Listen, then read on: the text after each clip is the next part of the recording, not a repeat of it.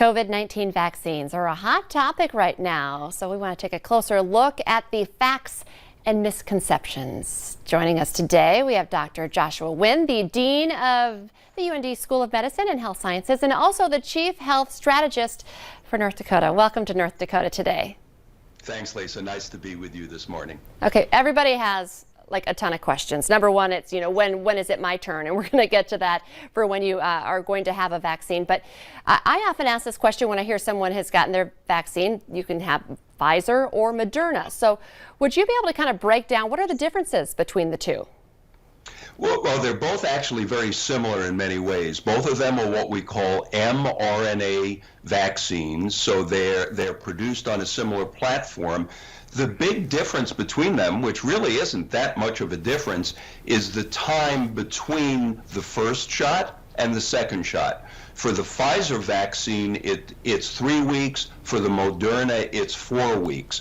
But they have almost identical efficiency in preventing symptomatic disease at 94 and 95%. So if you have a choice, I would take whichever vaccine you can get first, because those two are basically superimposable.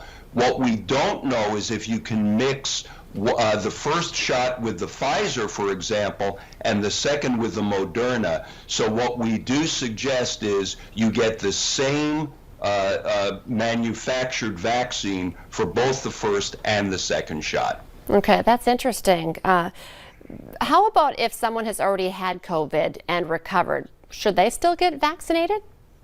So we don't know the answer for sure, but the advice is yes, you still should get vaccinated, because we know the robust protective effect of these vaccines when given to people in general. So we're not sure whether natural infection gives the same level of protection. So yes, even if you've had COVID, when your time comes, you should still get vaccinated. Okay, interesting. And I do feel like we're just learning more and more every day.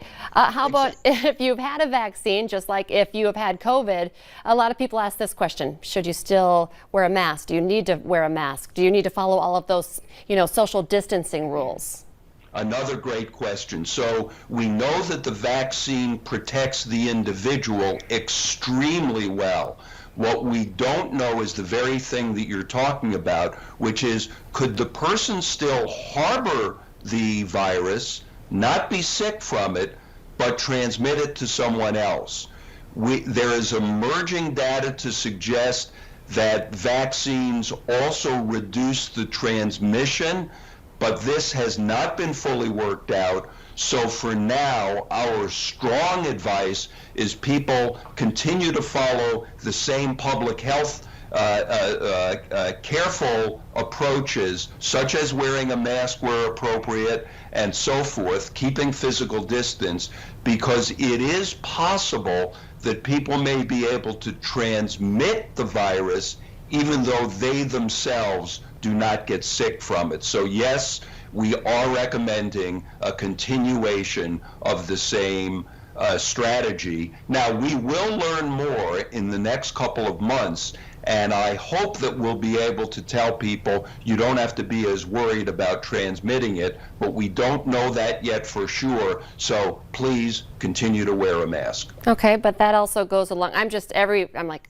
normal is coming, it's just around the corner, but now we're hearing about these new strains of coronavirus. How does that play into all this? So that's one of the wild cards, the new strains. And by the way, viruses like the COVID-19 virus mutate all the time. So we knew that variants were going to appear. But there are 3 areas where we're concerned about the new variants. One is they may be more transmissible. 2, they may lead to more severe disease. And 3, it's possible that they may evade or have reduced responsiveness to the current vaccines.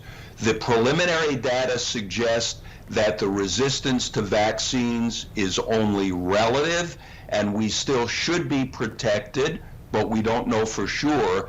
The good news, especially about the Moderna and the Pfizer vaccine, is that at least from a theoretical standpoint, it will be pretty easy for the companies to develop another vaccine, if necessary, as a booster shot somewhere down the line. So I'm still cautiously optimistic that the current vaccination plan will not be negatively impacted by the new variants, but it is a possibility, and it's something that we watch for carefully.